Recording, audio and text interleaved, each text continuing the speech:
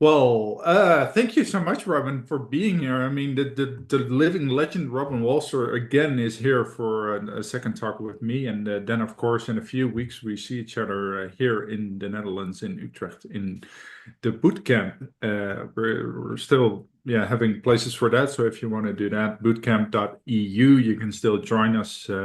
Me, Robin, and Stephen Hayes.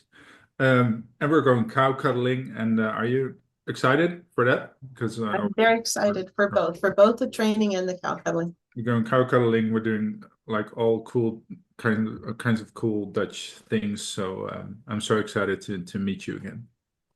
So, as you know, I've been kind of a hooligan to you with this book because I've been like nagging you for like 6 months. Like, when is the book coming out? When is the book coming out? Because I want to read this book because I was so looking forward to this book, and it just topped my expectations. So I read it twice, and guys, really, really, really, I don't say it a lot about books, but this is, I think, the best basic, really simple written, but really thorough book on ACT and trauma. I think this is the best there is. So you are not your trauma. Congratulations, Robin. I mean, this is just such a wonderful book you've written. Thank you. Thank you. No, it's was a long time coming, and I'm very happy that it's out, and I hope people everywhere find it helpful in dealing with their trauma in their past. And I just kind of ran through it because it's so easily written and it's so simply put, but then still it has a lot of information and a lot of really cool exercises. And so, yeah, how did you, I mean, just wonderful. So, my biggest compliment to you. Thank you. Thank you. And I actually wrote my questions in the book. Ah, So I could fabulous. just read the questions like this so everybody can see it all the time. I thought that would be really nice. I do happen to like the cover that they put on it. Yeah, So it's really cool. It's really cool. And by the way, before we start, last time I said like in our relationship, it kind of started because I didn't want to be friends with you because everybody loves Robyn Walser, and because everybody liked you, I thought that well then it's probably not for me, and then you got me too, and I kind of discovered I think why everybody likes you because if people haven't been to ACT conferences. Like if you go to international conferences, do you know what the biggest sound you hear in the alleys, beyond the courses, and if you go to have coffee in the hallway, what you hear constantly is, "Oh my God, Robin! Oh my God, Robin!" That's what you hear. It's really true because everybody's just jumping on you, and I think I know why. You want to know? You want to know why people uh, like? sure, but I'm feeling a little embarrassed right now. I'm sorry. I'm sorry, but I'm working to a compliment. I think what you do, and I think what you did in this book as well, so that's the kind of the bridge I wanted to take, is that you connect to something inside the other person that is really genuine, authentic, and also unbroken, I think. And I think you really connect to that, and people feel seen and acknowledged. But, and that's my big but, I think you do that with yourself as well. Well, that's a very, very kind compliment, and I've taken ACT to heart and practice it with Right. myself. Yeah. And I think that's because it's like a two-way connection Mhm. that people can actually feel like it's not only that she's doing that to me, but she's doing that to herself as well. And that's like keeps the energy flowing. Yeah. That's a very, very kind compliment, and I'll just try to receive and not shrink behind the, the little thing there. It's kind of, I was thinking like, fuck, I think that's it. I think that's why. And I just, yeah, you know, I admire you for who you are and what you are, but I think this is kind of who you are. And yeah, that's just amazing. So, I've been on the other side of being uh, rejected and left out and not seen. And it's a painful place. It And is. so I don't want to create that. It was created for me, and I do not want to create that for others. Yeah. So it's kind of, you don't really say it a lot, but it's really the kind of practice what you preach kind of attitude you have towards yourself. Doesn't mean I'm perfect at it. Trust me, I have my own demons, but I definitely am in a space where I'm that sort of recognition of self as more than. You are not your trauma, right? Yeah. Self as more than is just so important. And when you can see it in yourself, you can see it in others. And I'm very, very clear that the people that I meet are not the stories of themselves. And that's so important, right? Because you give people the feeling constantly, I think, in all those wonderful demonstrations you give, like, oh, I'm still here. There's like I was like sucked into my history and sucked into my, and I defined myself like that. But there's so much more to me than just my past and just my programming. So much more. Yeah. Yeah.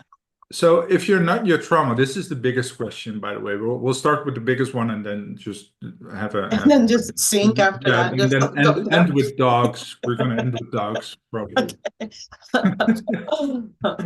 But I mean, I think you explained really well in the book that you are not your trauma. So I really got an answer to that. It's not even a question, but I really experienced that in the book. But also the question that really intrigues me is then what are you? What is identity, you think, in your opinion?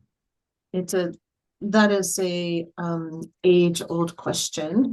Yeah, And I wanted, I guess, answer it in two ways. Is one is asking the question itself is a process and a thing that we're doing in the moment, and we mm, disappear as soon as we ask it, if that makes sense. yeah, Like there's a new you in the next moment, and the next moment, and the next moment. And so what are you is always evolving in one sense. Um, so and then the wanting to know is also part of it, right? the wanting to know is who you are or what you are is a Yeah, very verbal event. yeah, I'm that's pretty sure for instance, my doggies are not wondering about who they are or what yeah, they are. At least I think, right? Like, yeah, and so it's a very human kind of thing to be in that yeah, space. And I think that it's an age-old question, right? Like what animates? How did we get here? yeah, You know, how did we emerge? And we can talk about things like evolution or spiritual kinds of ways of thinking about it, but we're still left with this question. yeah, And the way I think about it in sort of another aspect is, well, you're here and you're conscious. You're here and you're conscious. And what else do you need to know? that's actually a great question. What else do you need to know? Because we're so clinging on to defining ourselves also in positive ways, which can be even as pathological, right? Yeah. And that's interesting. Like, what more do you need than just being present? Here and you're aware. So then what that does is like it allows you a freedom to say, okay, I'm here and I'm aware, and I'm going to be here and aware in the next moment and the next moment. So how do I want to spend my time since I'm here and aware? It's kind of weird to get to the core things like in the first 10 minutes of the interview, but that's kind of it, right? Yeah, If are we done? we're done. The talk is over. Yeah. But, I mean, I'm just trying to experience what you're saying right now, and I think if we could actually do that, then we would be pretty solid already, right? Yeah, that's exactly right. Then the no story that you have has got to Yeah, be the one that you must live or be stuck to. yeah, Yeah, and it's not to say that things don't happen to you. Of course they do, right? Like traumas are real, and that thing that you did when you were a kid on that vacation is that happened, right? yeah, But it's not alive and in this moment anymore, yeah. And right? also the constant self-reflective. kind of things. Like you said, oh, I'm getting a little embarrassed, and I thought, oh fuck, I don't want to embarrass her. I want to give her a compliment, right? I hope I do this right, and Yeah, no, no, no. Yeah, of all of course. those things. Like it's constantly like you're doing it wrong. You're doing it. You're being in. Uh, That came from outside of you. yeah, Like like this is a really important thing when you think about this, right? As learning beings, you didn't like get born with the thoughts, yeah, you're doing this wrong, or you want to get this right, or don't embarrass Robyn. That didn't, you didn't come into the world with that stuff. yeah, You learned it. It came from the outside in. And this is, people don't realize that right now. Of course, once you start learning language and you're relating, it's yeah. still a learning process. And it's so, and you can really soften around your ideas of yourself when you recognize that I didn't like start this way. Yeah. I learned it from the outside in. And And there's you a being there before that outside in, and that being is still here, still whole. and you're so validating that and giving space to that in the book, and I just love that. I also, because it's you're not your trauma, but I also thought of an alternative title, maybe for the second edition. Here's a big bucket of love. It's kind of how it felt when I read that book, and yeah, it's just so wonderful. Okay, first question about the book itself. How big is the role of what you experience versus how you relate to that experience in defining trauma? Because, I mean, there's so many people who experience the same thing, and one gets a trauma and the other one doesn't, right? So how important is relating instead of just experiencing to it? It's a complex question in this sense, is that not only like two people experience the same traumatic event and one go on to develop post-traumatic stress disorder, let's say, and the other one experience post-trauma growth, or they don't experience any kind of fallout, is Yeah, that there's actually some vulnerabilities that are present, right.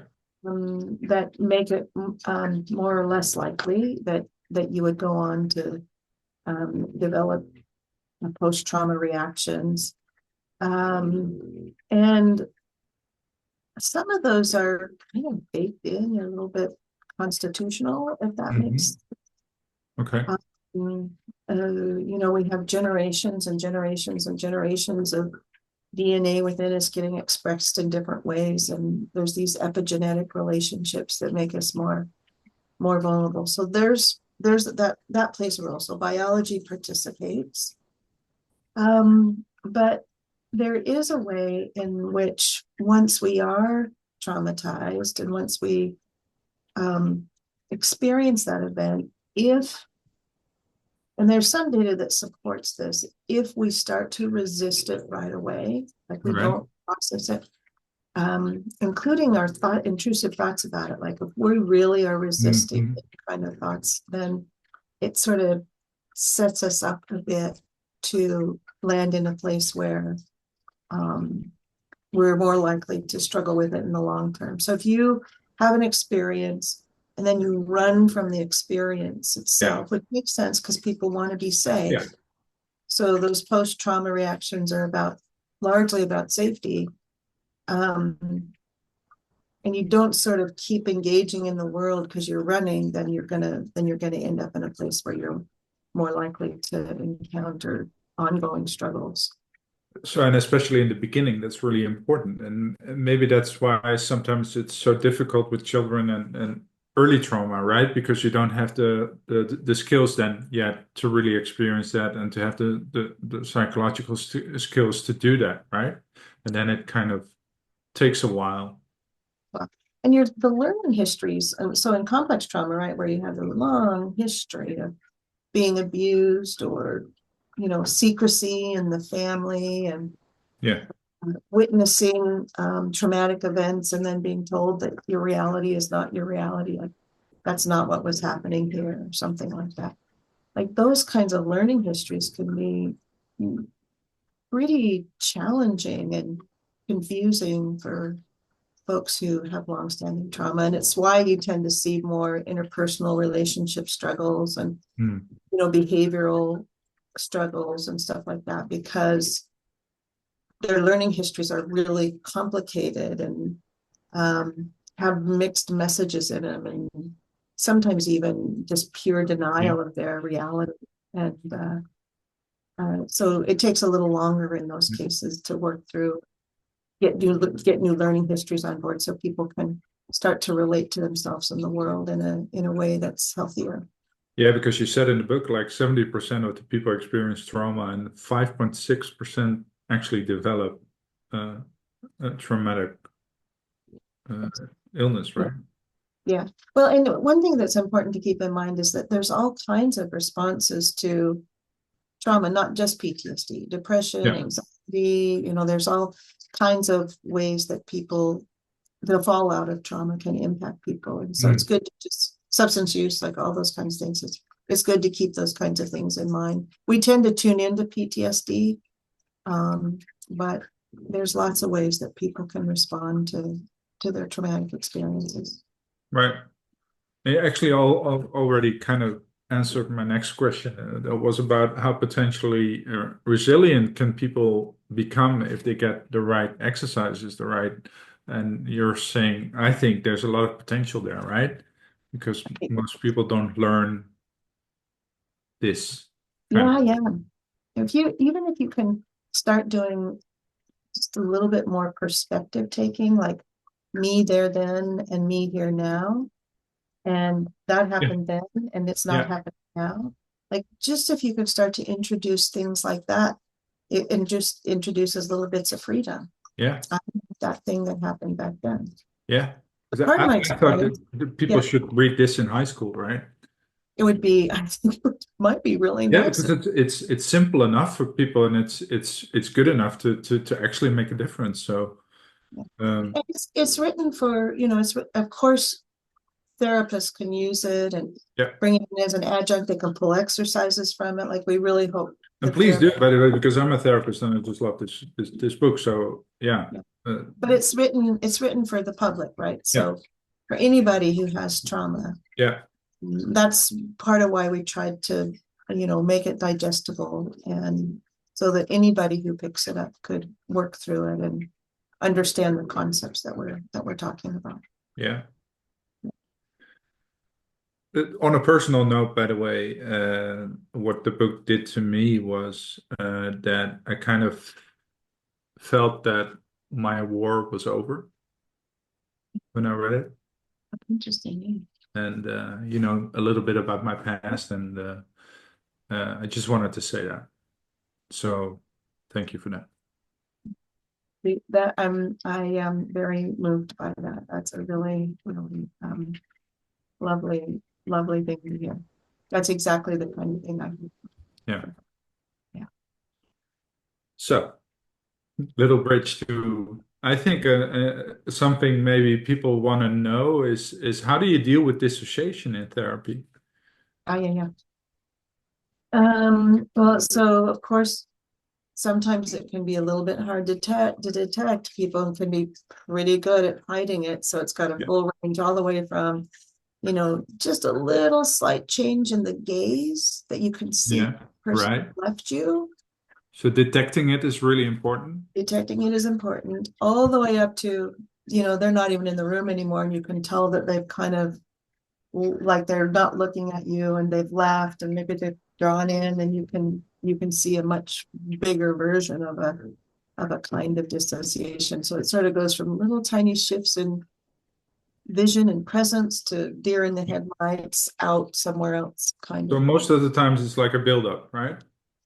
Well, some people can dissociate pretty quickly if they're triggered, and it's just, do you see it? And then when you want to get them back in the moment, right? You want to pull them back to the here and now, and get them connected to staying with you and staying present Because dissociation can cause some challenges and difficulties for people, right? It can put them at risk. It can disconnect them from people and, you know, relationships and their job, and, you know, they can miss big parts of time because they're just out and not in their body and in the moment. So that's Right. the work, is getting folks reconnected. And usually I use grounding, simple things like, can you see, can you hear my voice?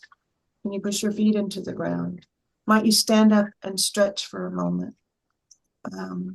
Simple things. Just simple things. Yeah. And I usually will help people develop strategies at home as well, so they can practice. Right. And that can, and we want them to practice. We want them to do it outside the therapy room, because that's Yeah. where, in all different kinds of contexts, because that's going to be helpful in the long run. I think that's important to keep it small, right? Not too difficult, not too elaborate, because that's gonna be like too much stimuli anyway. Yep. Right? Right back here now. Yeah. And you can see it, right? When you've lost somebody, you can see it. Yeah. You can tell when they come back. And so paying attention to that process. That's great advice, I think. Yeah, thank you.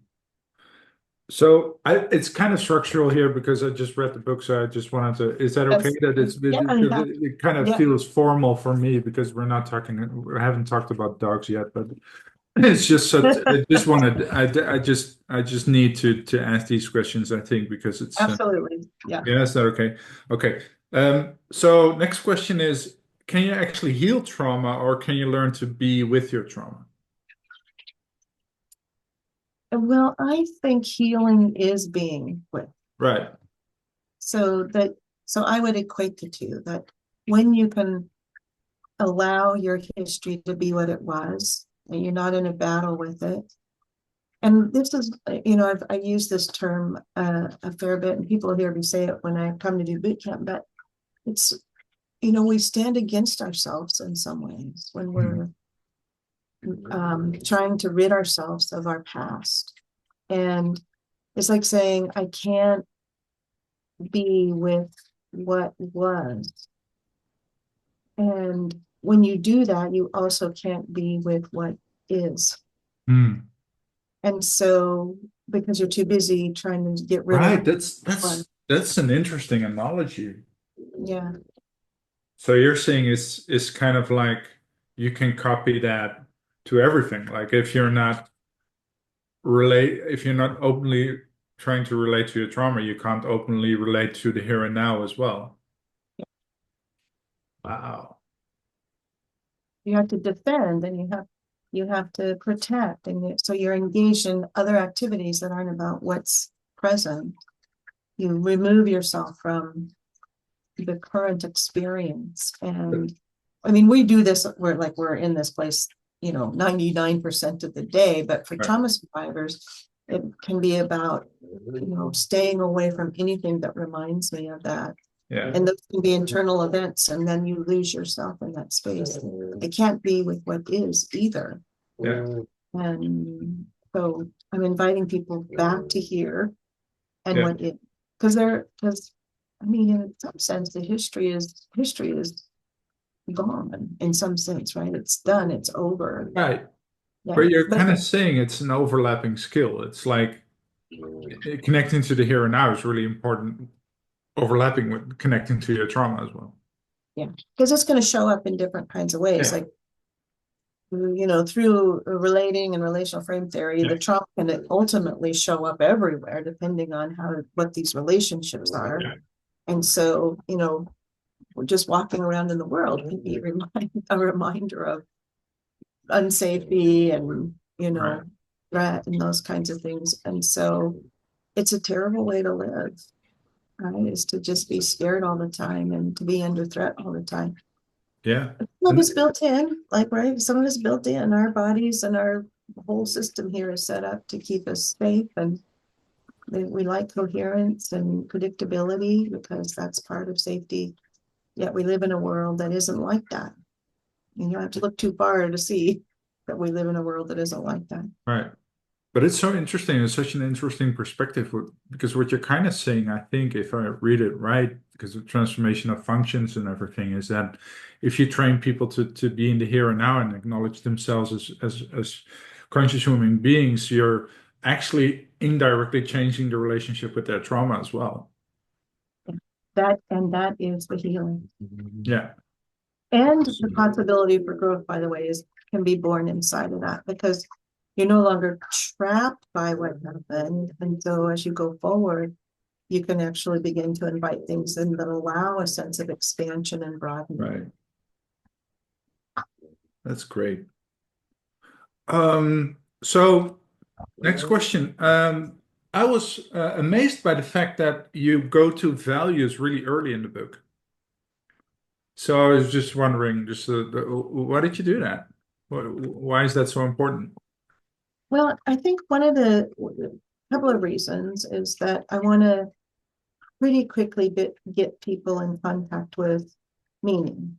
Hmm. Because if you're here and you're aware, then what do you do? And it becomes about a choice of creating meaning. And so I want to help people connect that as quickly as possible, that how are we going to build a meaningful life? And why would we even do this painful work? Right. Like facing your traumas and processing through them, and so you can begin to relate to them differently is not an easy task. And so I think that linking it to creating meaning is a motivator and Hmm. allows the work that you're going to do to unfold in the service of something, not just we're doing it to do it. And it's not just about symptom reduction. It's Yeah. doing something important. I kind of thought it was something like that because I thought then maybe because it's like a pretty big investment sometimes to just get confronted with all the shit in your life and all the things I've dealt with in my life. And while I read the book, I thought, well, this is really helping me, but it's not a feel good like experience. And then the values came along, and I thought, yeah, this is actually why I do this. I'm trying, and when I'm working with clients who have trauma, right, I'm trying to weave values throughout, not in Right. a knock you over the head kind of the way or a blatant way. Hmm. It's a subtle sense of purpose that's pulled in a way that you can almost it's tangible in the room, but it Yeah. doesn't have to be like, oh, you're not living your value. I never do therapy like that. It has a quality of invitation and curiosity and like Is that your dog? that. Sorry, are you hearing my dog Yeah, I snore? hear it. I just love the sound of your dog. She's Yeah. if Where people don't she? mind, like she's right there and There she is. she's snoring away. She's snoring away. Oh, So sorry. I'm sorry. I was distracted. It's yeah, just yeah. I can shake her if it's bothering people. no. I can. It's so not bothering me. So Okay, yeah, great. go on. Hopefully, it's not bothering anybody on the call I don't. I either. don't. I don't Yeah, care. yeah. Where were we? Sorry. So we were talking about values, and I was talking Yeah. about But weaving. you do that really subtle in the book as well. Yeah, It wasn't like, oh, you have to be it's more like a connection, like a soft landing space, I think, yeah, for all the difficult things. That's kind of how it felt when I read the book. Like, oh, she's creating this beautiful soft landing space for all of the shit I had in my life.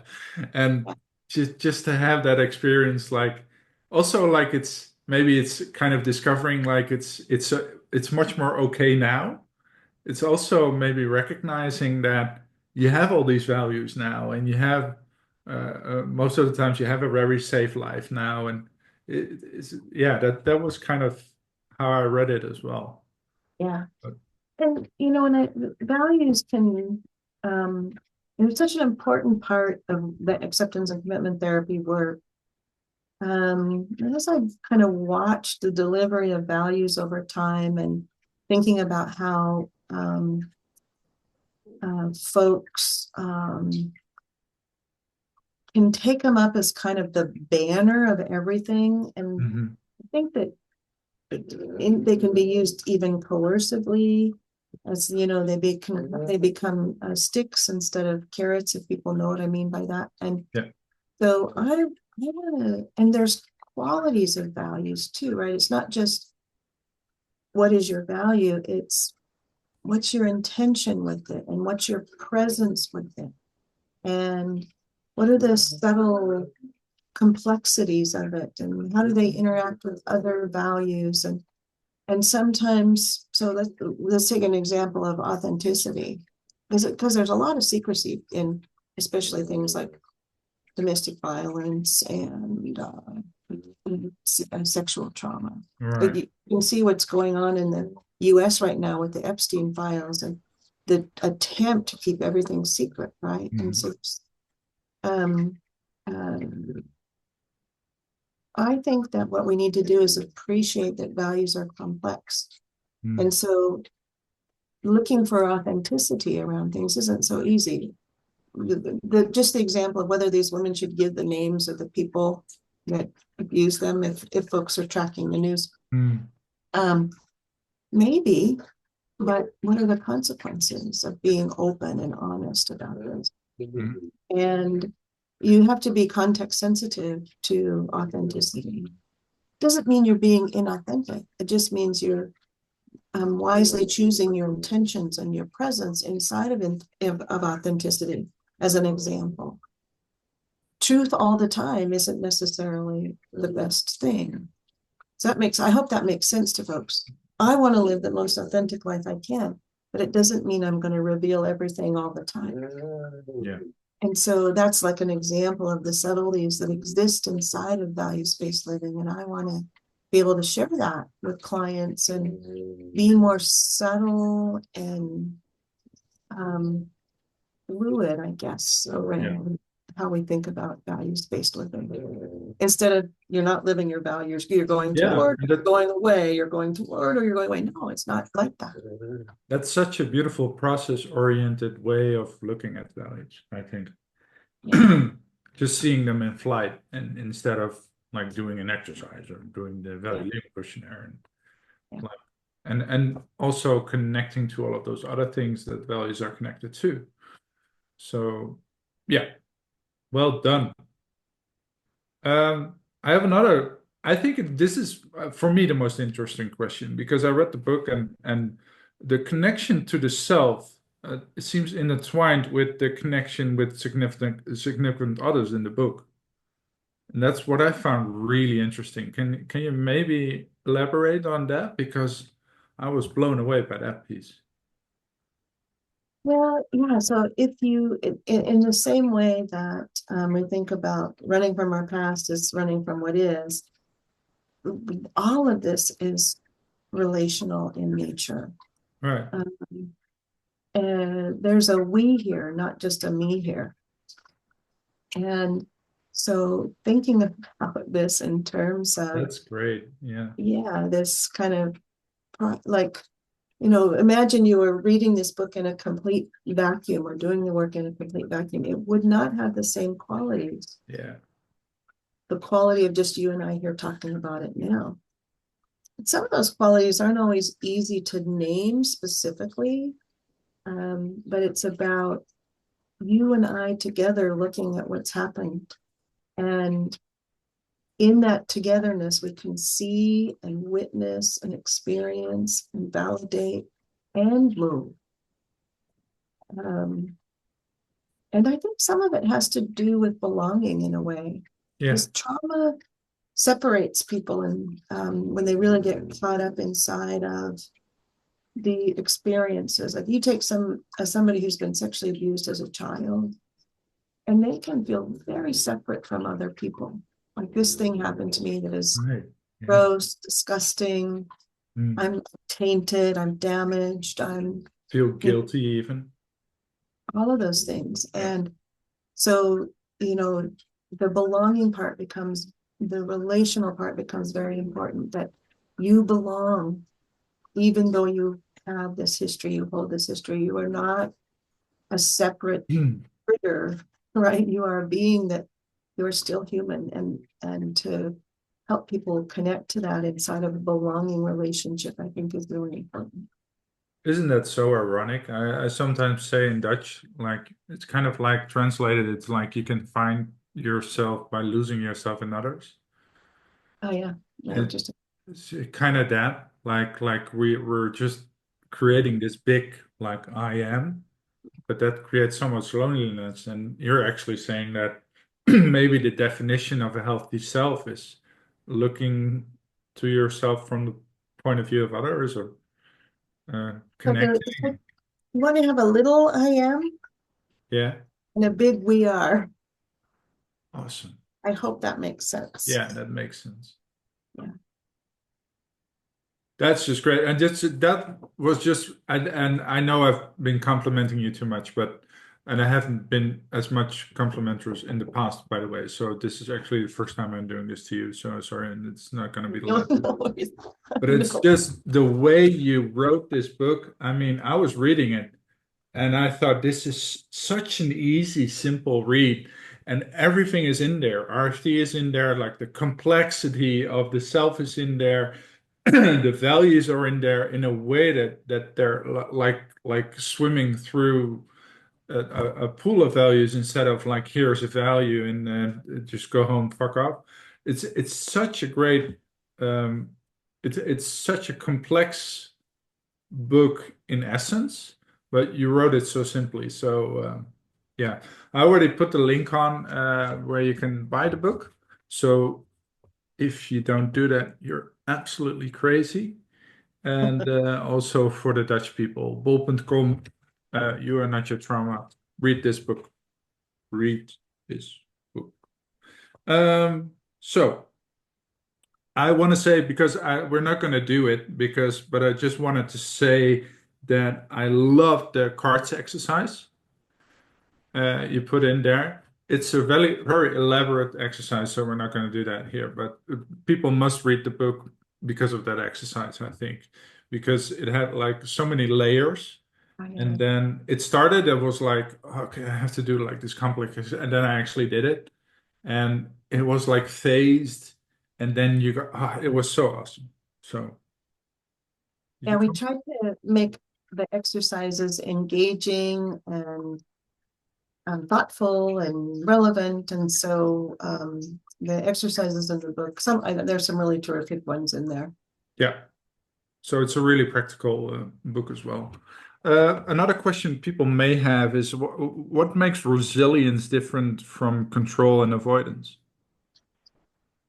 Well, so resilience has a quality of growth and expansion, Hmm. whereas control, depending on context, is about contraction and pulling in. Hmm. So our goal here is to help people grow and expand, broaden, so that if difficult or if events that are filled with grief or other things show up as time goes on, which of course they will, Hmm. our lives are filled with loss and over and over and over and over again.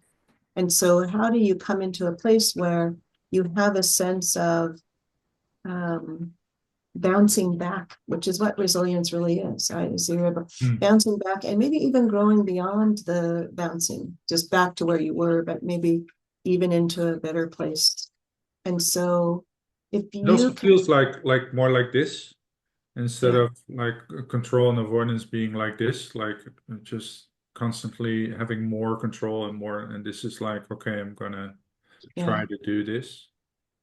Well, and resilience, it really is, it kind of goes nice along with psychological flexibility. I think it literally, and I'd have to look this up again, comes from the term springy or bouncy or Yeah. coming back, resilient. Yeah. Right. And so we want people to be able to move through life in ways that feel more able to spring back to healthy places, right? And not get caught by the stories and the difficulties that we encounter. So you move through life with more equanimity, more sense of staying present, not getting caught by the past, in springing forward into your life rather than being constricted and held down or held hostage by control. And of course, people can can take that and misuse it maybe, like I'm being resilient and now I'm going to get rid of my trauma that way.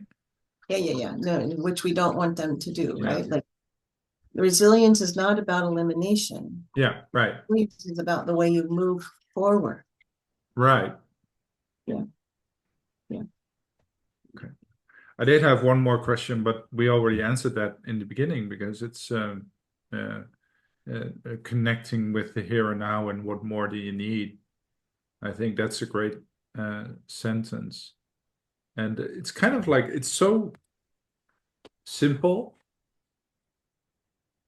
And again, it's like because you have this big story, right? We all got when we have trauma, we have this book of we can write and with all those horror stories, and we need a solution for that. And we think of really elaborate things in therapy to do. And although I think this is a really technical book and a really good book and a really thoroughly written, it's also kind of like bringing it back to a really simple essence, I think. Like that's why the title is so good. You're not your trauma. You just experiencing that, just trying to breathe in the here and now and see like, okay, I'm still here, right? So something like that. Well, and you know, one of the things that both Darren and I agree on, who's the co-author on the book, Yeah, um, is that that self as context and perspective are essential parts of helping people to heal. yeah, You know, if you can really come into a place where you are much more than your trauma, that you're the complexity of human beings just fascinates me sometimes, right? I mean, we are so I'm going to say this, and I hopefully it'll make sense to people. We are so many things and not. yeah, Because I can, you know, describe my history and talk about um, some of the things that have happened to me, and clearly they happened, and I know they happened, and they're not here anymore. So I'm that, and I'm not that. And so it's kind of like holding a tension of vastness of all the experiences we've had Hmm. and the sense of just here now and nothing else is happening. Right. I just something came to mind here that because usually in trauma the focus is really on reliving that trauma. And it's kind of like in the book, it's like the focus is much more on living than on reliving. Yeah, I would say that part of the trouble is, so I'll just make a fine tune what you said, just a Yeah, tiny. sure. So we do want people to be exposed under certain conditions to their past to Yeah, take the energy out of that past that's got them captured, yeah. basically, quick way to say it. Connect with it. Yeah, that it can, you can allow this to be here, and it doesn't mean that it's actually here. You essentially learn to inhibit escape response when you're feeling the feelings that show up when you're reminded of the trauma, and that Yeah. gives you much more control over what you do as a behavior and stepping forward. But you're not reliving it. I'm sorry I'm being kind of picky about that, Heis, because it's Oh, not that the no, trauma. I'm just saying you are not doing that. And Oh, I traditional therapies yeah. are, I did exercises before, and those were like focused on really getting into the traumatic experience, like really like living it, like reliving it like it's here and now. And I always thought that was a bit, We do that, right? In the stage two, we ask people to go into detail about their trauma in a writing exercise as a part of sure, that exposure. the But the way way I you think do of it it is a different. yeah, it's like a processing rather than a Right. reliving. Is that a better Thank way to say you. it? Yeah. And that's I did some nuance, but it's a really big difference for me because it's kind of like sinking into it Yeah. or surfing. Like it's surfing. Surfing it's have a like you want to feel everything that's there. Yeah. You want to contact the sensations, the emotions, the images. And what you discover when you do that is that you don't have to run. Yeah. So then you're no longer captured by the trauma. Yeah. You're free to do other things if you don't have to run. I can be with this experience. And when you're with, right, that's a different Yeah. place. The run. But that's what I meant. That's so different than from traditional trauma therapies, I think, where you really have to sink into it or dive into it, become your trauma. And it's not like that with you in this book. It's like you're connecting in a way which is, I mean, you really connect to it, but you still feel that you're like this, yeah, you're apart from that. Yeah, no, we're definitely exposing, Yeah, and so there's some clinicians out there that are a little worried about exposure, yeah, but it is truly it's completely, I mean, that's what we're doing in ACT anyway, right? It's like we're exposing people to their experiences so sure. that they can learn to be with and not run. I mean, we are runners. We run. And so we're inviting people to just stop running and show up. And when you do that, you discover that the running isn't actually necessary. Yeah. And by the way, doing that work doesn't mean that you won't run when you need to. Right? There are some places when you need to run, but Sure. Yeah. we're very, very good at running. And when we run, we lose quite often. Yeah. But you're doing it in a way, sorry, I just wanted to have this sharp because I think it's so important. You do it in a way that you never feel like you're losing yourself. Yeah. And I've had that with Yeah, I see. other experiences that I was kind of drowning in it. Yes. And the way you do it, it's like it's full exposure, it is, but there's always a sense of self there. There's always a sense of safety there. There's always a sense of I'm connecting to instead of I am. I see. I see what you're saying. Yes, we want that to be intentional. Yeah, There's a you processing, not a you being the trauma, yeah, right? There's a you and the processing of it. yeah, So there's two things rather than one thing. yeah, I mean, this is one of the things that I appreciate so much about understanding fusion. Is that people really do forget that there's two things, right? Like if I hold up this glass and say glass, it's as if this is one thing, but there's two things here. There's this and the sound of glass. Two things. There's me and the being behind the word me. And that being is always there and present and able and unbroken. and absolutely unbroken. Yeah. Absolutely unbroken. And I think that's the gift you give people with this book, that they connect to that. And I think it's going to be such a relief for so many people because they will see, like, I've experienced so much shit in my life and I'm still here.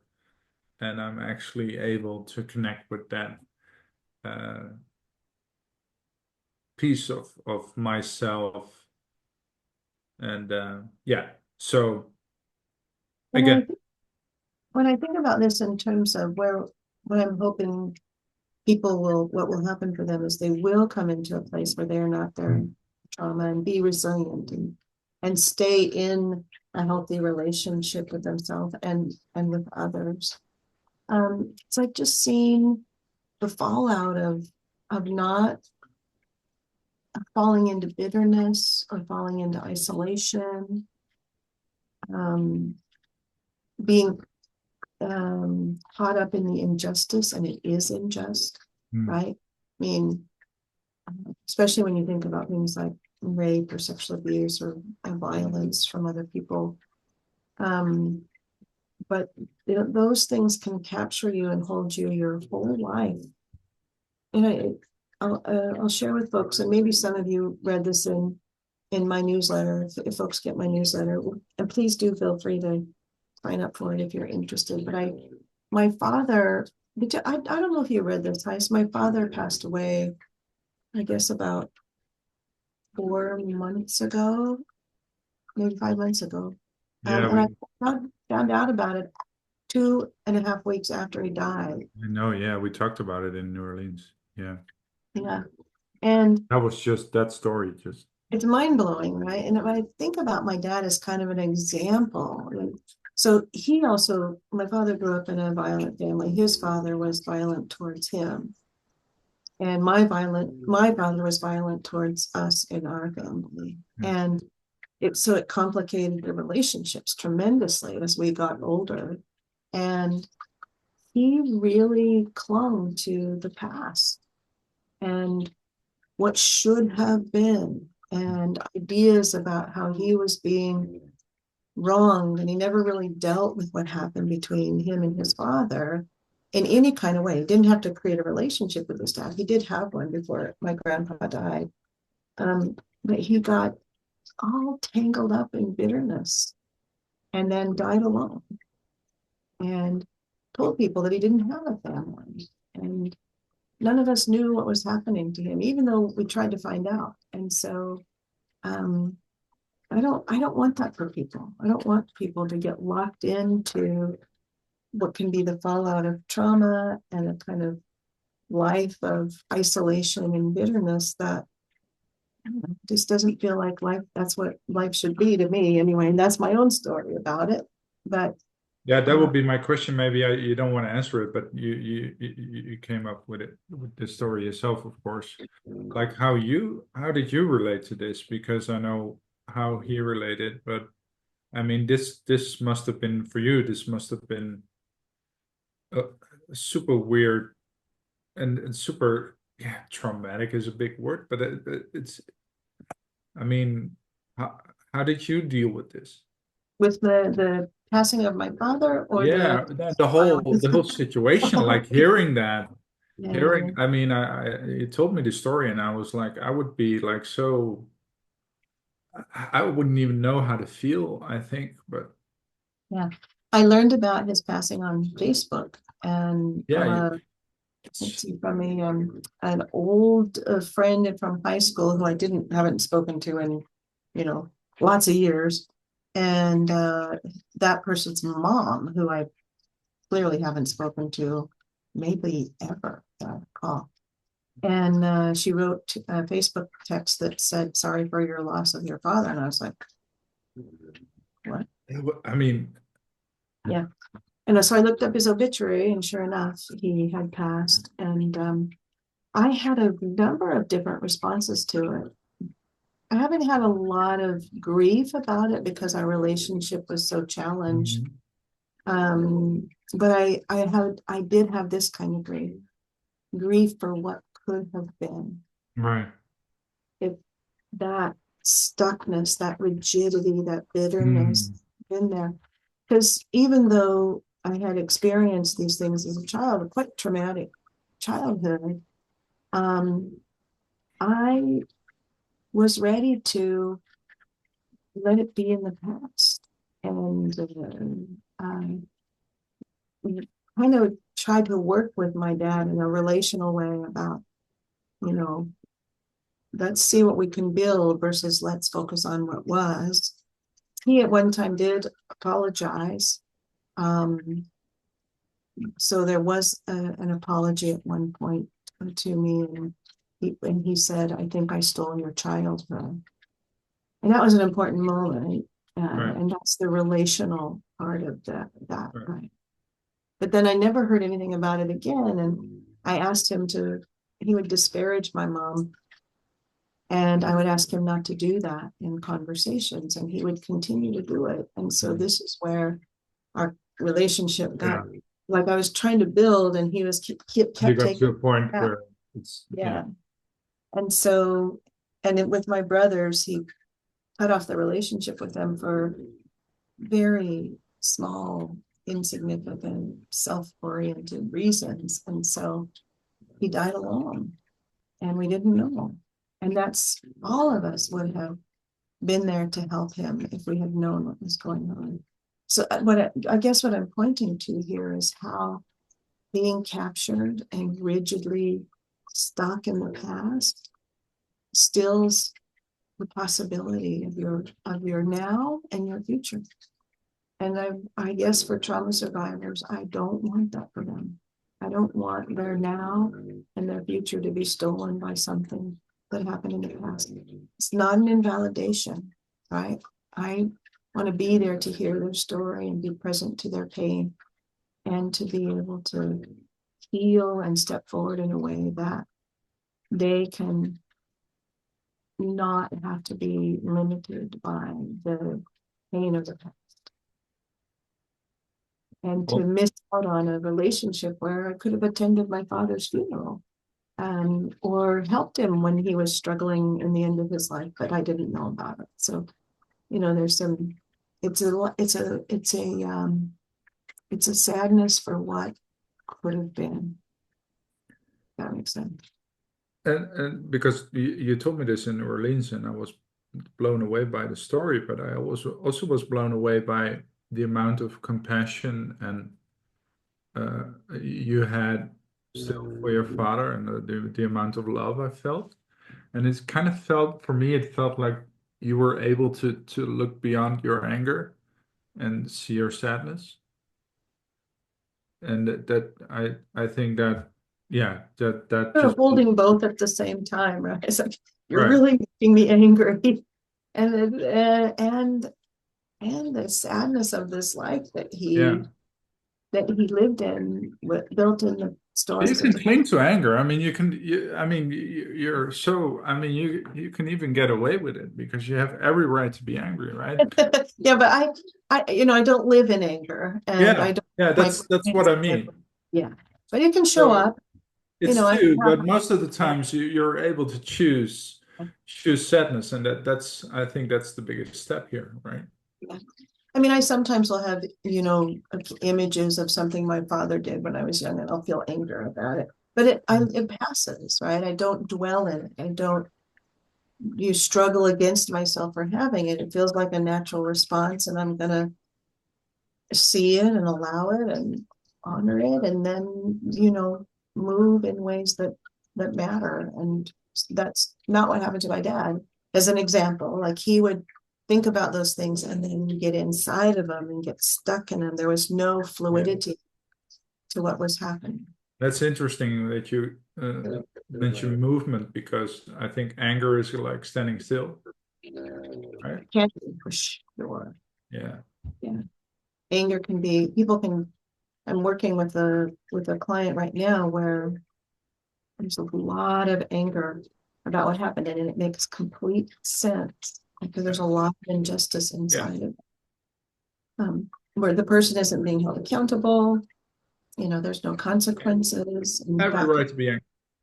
yeah, every right to be angry. But anger has a funny quality to it.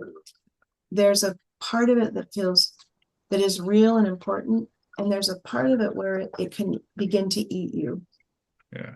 Where anger can be how you move in the world. And so there is a place for letting go. You just have to, explore and make some decisions about what that is and how that looks. Because anger is justified in many of these situations, and actually for some people, part of their healing.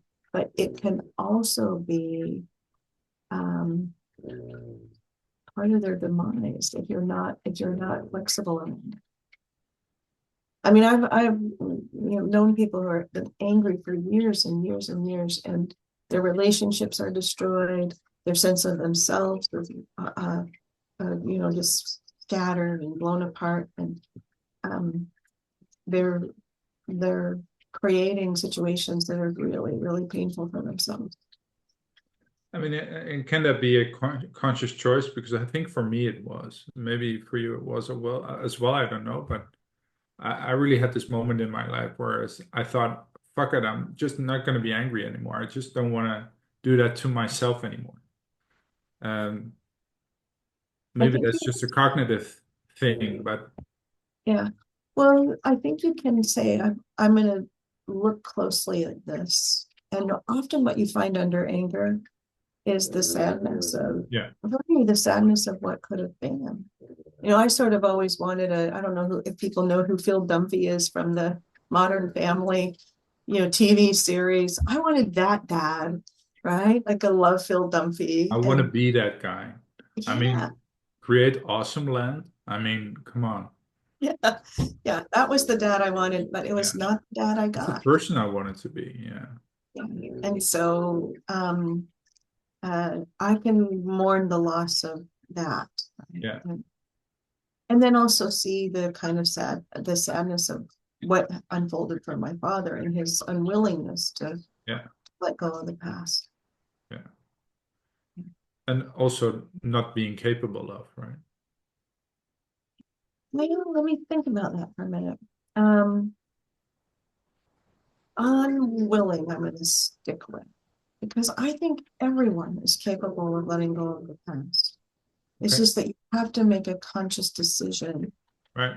to engage a process to do that.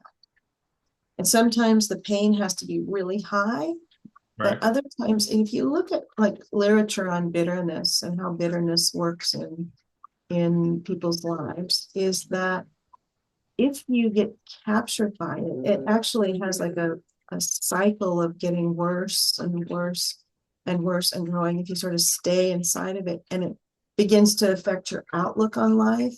You get more paranoid, you get more distressed by what people say to you. Everything becomes about the bitterness, like the story around it grows bigger and bigger. True. It's Yeah. a really interesting process. We don't talk about it enough, I think, in psychotherapy. We don't use the term bitterness that often. There may be other terms for it, but it's kind of a quality of being stuck in something happened to me that I can't let go of, and I am bitter about. It leaves a yucky taste in my mouth, and I'm going to keep chewing it over and Yeah. over and over Yeah. again. Yeah. Thank you so much. I don't know if you have time for a few questions Yeah, or yeah. yeah. I'm Should we do absolutely it for happy to you? take some questions. I saw that Elise asked a question, and I'm happy to take questions from the group. If they're willing to stay, and Yeah. would be more than happy to do that. Will the book be available at the bootcamp? That's a good question. I don't know. Do you I know? think we're going to try to do that. So I'm in conversation now with Guilford, who's the publisher. I'm hoping that they're going to be able to send some books. I hope they're not sending them with me though, because I don't want all Yeah, you those. don't want to do that. Yeah. Yeah. Yeah. They So, can send them to me. I mean, I or could. could they ship them to you guys? Yeah, probably. Yeah. You can ask Jim if he can send them to me. Right. We'll see. I'll see if they can send Yeah. them to you and see if we can make them available for folks at the boot I camp. got your back. Wonderful. And I don't know if there's plans for it to be in Dutch. If somebody wants to translate it into Dutch, Hey, who's here? Who's here right now? yes, okay, Gijs, if you want to Jesus translate, Christ. It's that would be somebody fun. who did somebody. I didn't want to throw you in if you weren't willing, if you didn't want to do it. Yeah, I don't want to do it. I don't want to Volunteer. translate my new favorite book. Yeah, the Yeah. voluntold is one of the things Yeah, I that can we. I can help you with that. Fabulous. I don't know how Jim thinks about it, but we'll figure it out. Yeah, Yeah, yeah. And somebody. Kitty is the person that I'm working with, so we'll work Oh with yeah, Kitty. Kitty. I love Kitty. Sorry, Yeah, this is just between yeah, them. yeah, yeah. She's just great. Yeah, all the Dutch people are going berserk right now. So they're insane. But it's a really easy read in English as well, by the way. Yeah. It's not a difficult book. Somebody else. Anybody have questions for me? You Uh, saw there was Rob? yeah, sorry, I just break in here. Do you also see these separate question and answer section? There's quite a question from Mr. or Mrs. or Dr. Sakal. Do, can you see that? It's on the separate question and answer Oh, yes, yes, yes. Let me look Zoom there. function. I see it It's now. about he's Right. from Turkey. It's a big question. Okay, then I'm just reading really quickly. If people will give me just a moment. Let's see, I have a quick printer. Is your book intended primarily for therapists, or would you recommend it to our clients as well? Both. So it's primarily for clients or anybody who's experienced trauma and is struggling, but families of trauma members of trauma survivors can read it, and I think they'll learn from that process. And it's an excellent companion to therapists as they're doing trauma work. You can pull exercises right from the book and do them with your clients. And so you should feel free to recommend it to your clients or to use it yourself. And then my main question is about clients with histories of intense developmental trauma, such as those with a background in childhood institutional care. Yeah. And with these clients, we often see a state of complete fusion with a core sense of worthlessness. I'm nothing, I am broken. And that standard diffusion techniques can fall short. I agree with what you're saying, is that standard techniques of diffusion can fall short. You get a sense like, it's almost like that their sense of worthlessness or brokenness, I'm nothing, it's like inside their cells. And it can come from just the, messages across the developmental lifespan of you are nothing. You're treated as an object. You're abused, passed around, ignored, dismissed, all of the different things that can happen in these institutional settings. And so one of the things that I work on with folks who have this experience is coming back to self as context again and again and again, and using every exercise under the book. And I develop exercises like right in the session to help people connect to a sense of self that is not the stories that they heard, and taking people inside their bodies and feeling and sensing their cells, and seeing that their cells are alive and well, and that the words that they put on top of them are not the cells themselves. Taking people out into the universe and having them look back at like the smallness and the sense of you are bigger and more than, and so all kinds of stretching of here, now, there, then, perspective taking. But I've found with these folks that you have to do a lot more of it than, so I might spend, many sessions in this place, helping them build a connection with that sense of self that's beyond I am nothing. Yeah. Because there's somebody who's having that experience. Yeah. Somebody is having the thought, I am nothing. And even somebody is a word, I get that, right? But there's an experiencer behind those words. And you just have to help them reconnect to it again and again and again. So it just takes more time. It's like you're helping create a new learning history, essentially, and that just takes time. Yeah. It's like being patient as well. Like what you do is like constantly taking somebody back, like, okay, you're going this way. Okay, come here. Yes. You're here. Yeah. You're here. Yeah. It's okay. You're safe. You're here. You're here. You're alive. Yeah. You're aware. Yeah. You're here. And from there, and sometimes it's even just like, you notice, like experience that you're like, put your hand here and feel yourself here. Yeah. Feel your heartbeat, feel your breath, right? Like you are alive. You're not an object. Yeah. You're not an object. And that's unfortunate because they get treated like objects. And then what you learn is to treat yourself like an object as well. So you do what others have done to you. And what I want to do is help them learn to not do what others have done to them, to themselves. Let's not, everybody else treated you like you're an object when you were growing up. Let's help you not do that too. And that can be a really powerful move. Yeah. I see there's more questions. Do you want to say what they are, Gijs? How would you like to do that? Yeah, sure. Let me see, let me see, let me see. Um, is the book also for grief? For free? For grief. Oh, for grief. Yeah. Now, I am doing a free giveaway for the book that you can find on my website if you're interested. Now you tell Um, me. yeah, so now I tell you. Yeah, I think it can help with grief as well. We do mention grief a couple times in the book, but it's not the key focus, but I do think it can help with grief Yeah, as well. Yeah. I can concur on that, by the way. Um, what's the difference between compassion training and you are not your trauma? Um, well, with there is compassion built inside of you are not your trauma. I think it's a compassionate way to relate to yourself. But compassion can be sticky when it comes to trauma survivors. And so if you like a lot of trauma survivors they're ashamed, Mm. right? They're ashamed that they were abused.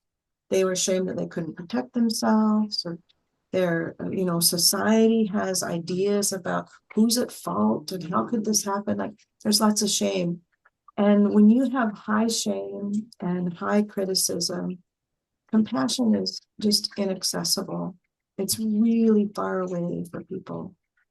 And to even contact a little bit of compassion, interestingly enough, for these folks can increase their shame.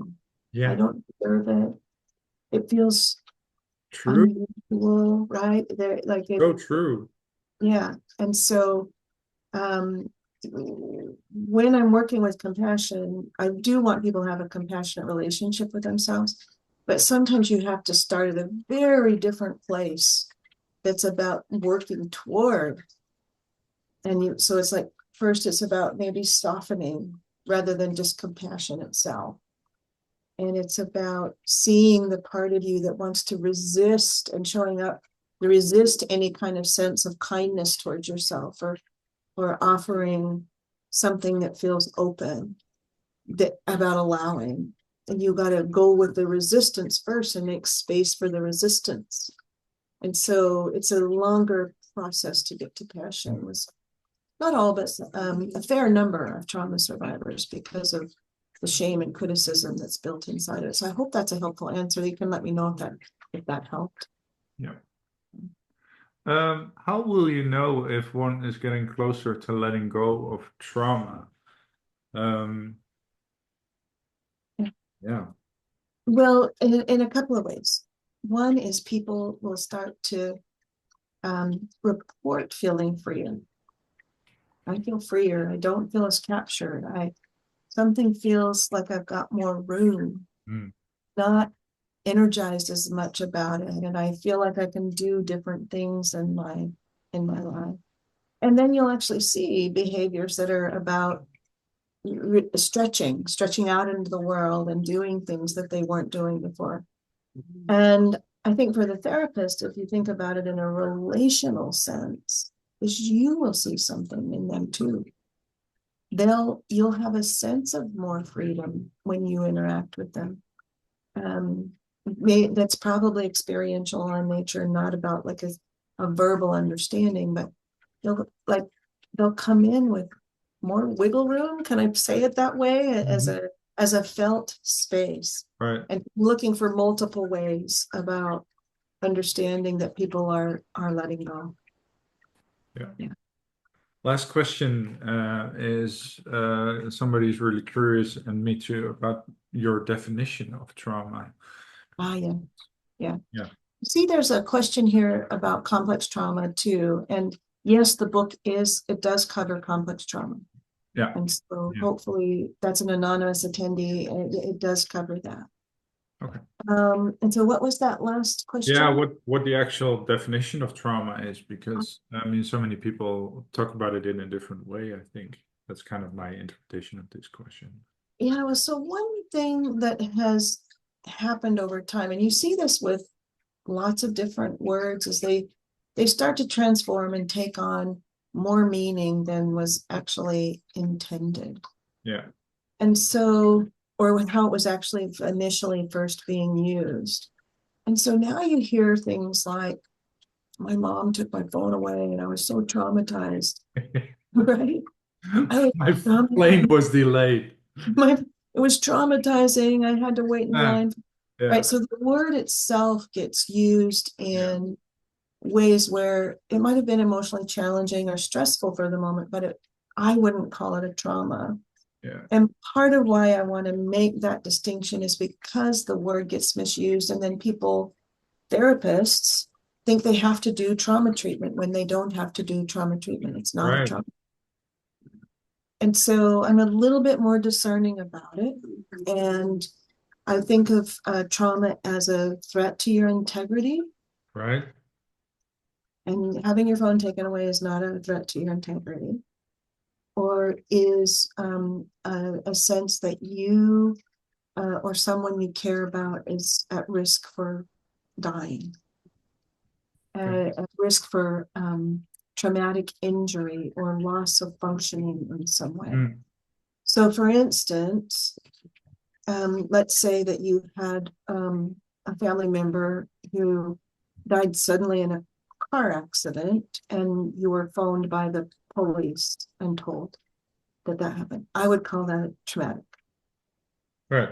Um, uh, you're in the hospital and the doctor gives you the wrong diagnosis and it's a diagnosis of cancer. That probably has some possibilities for trauma in it because it's got a threat to your integrity in it.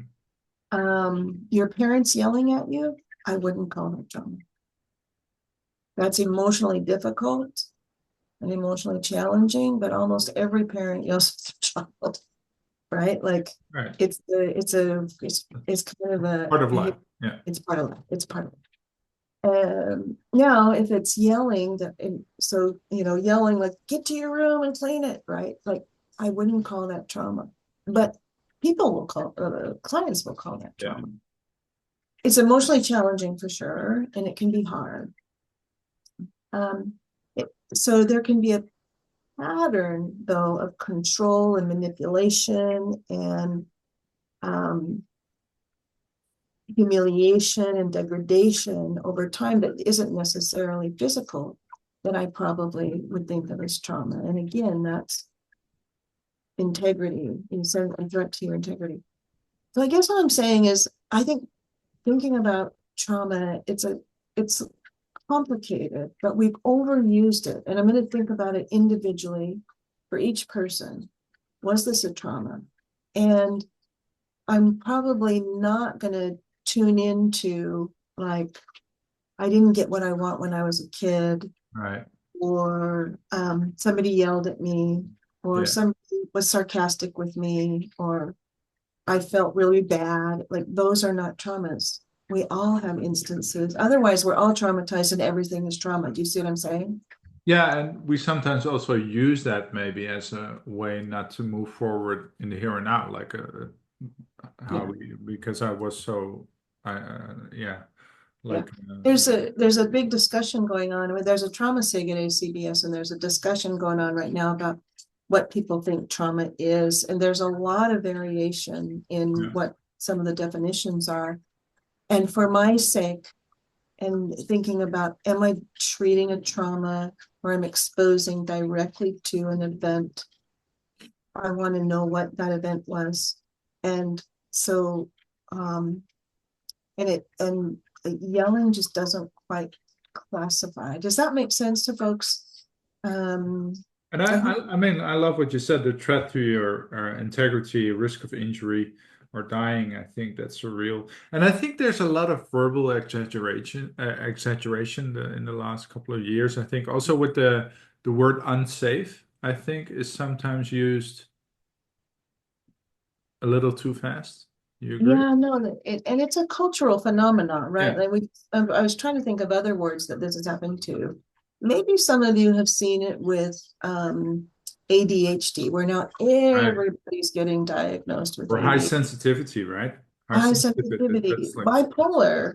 And that's not to say that people don't have these yeah, things, but the rates at which they're being diagnosed are astronomical. yeah, yeah. And so, do we have an epidemic of ADHD? I don't know. So, or is it popular? And if you actually look back in time, diagnoses are popular. Yeah. They wax and wane. The They trend, come, right? Yeah. yeah, they come and go. And which is really fascinating to me, right? And so things like start to burn and they take off and then they take on new meanings and they get more encompassing. I would never diagnose somebody with ADHD if they have a trauma history. Because it could be just trauma response. Yeah. Keep the trauma first and then see. Sure. Right. So there's ways that we want to be thoughtful about how we're Yeah. thinking of what trauma is and see if we can sort of pull back on the hyperbole around it a little bit. Yeah. Just slow down a little bit on that because research in Holland shows that a lot of the ADHD complaints are contextual. It's like with caffeine and sugar. If you take that away, then Yeah. a lot of the ADHD complaints just resolve. So, yeah. All right. This has just been the most amazing talk I think I've had with you yet, and I've had a lot. So thank you so much for this. Thank you for your openness, your vulnerability as well. I think we all loved it. I sure know I did it last time. Buy this book. This is just the best basic book on ACT and trauma there is in this moment, I think. And I will see you in 3 weeks, I think, from now. Yeah, no, thank you very much for having me. And we didn't actually talk about doggies, but people here will know that we're The both first giant time dog for lovers. everything. Yeah. Yeah. Yeah. I was really happy to be here today, Gijs. It was fun to chat and just to hang out and see what people are thinking. And thank you for sharing my book. And we'll celebrate your birthday on Yeah, the that's boot camp as well. So I'm looking forward to that. So, yeah. Yeah, that's wonderful. Thank you so much, guys, for attending. And until Thanks to the everybody. Yeah.